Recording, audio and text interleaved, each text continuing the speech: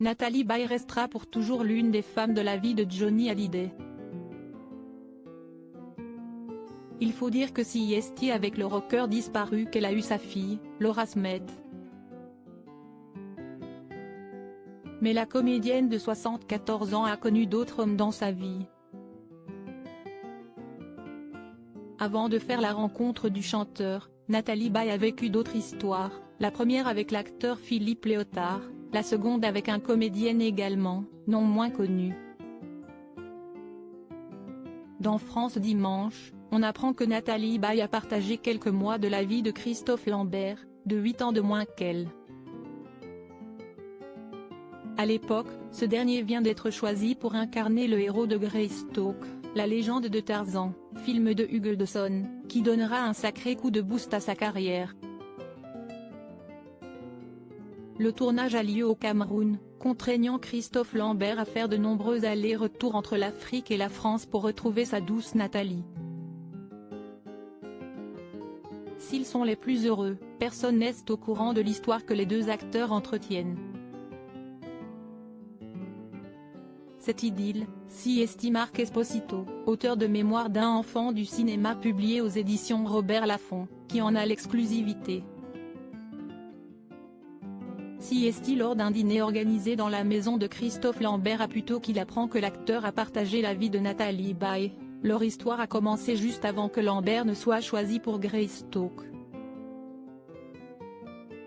Ils sont ensemble quand elle emménage dans cette maison depuis tôt.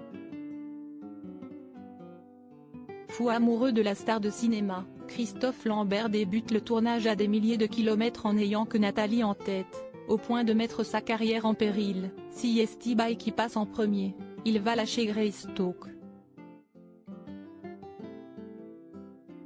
Avant que Christophe Lambert n'abandonne tout, Nathalie Baye arrêtera leur histoire par le biais d'un message laissé sur son répondeur après avoir rencontré un certain Johnny Hallyday. Sophie après Nathalie Christophe Lambert s'est finalement remis de ce choc émotionnel. Marié à Diane Lane, avec qui il a eu sa fille Eleanor, 29 ans, il est ensuite tombé amoureux de Sophie Marceau.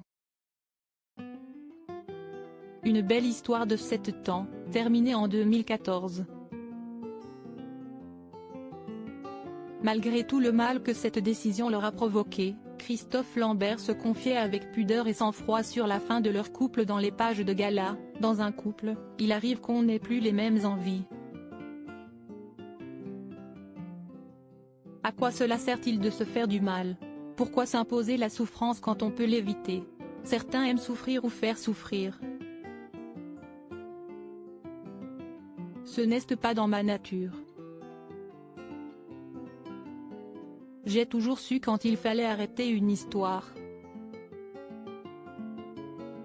Il ne faut pas attendre d'être dans le mur, il ne faut pas essayer de réparer ce qui n'est plus réparable, mieux vaut s'avouer qu'on ne vit plus sur la même longueur d'onde.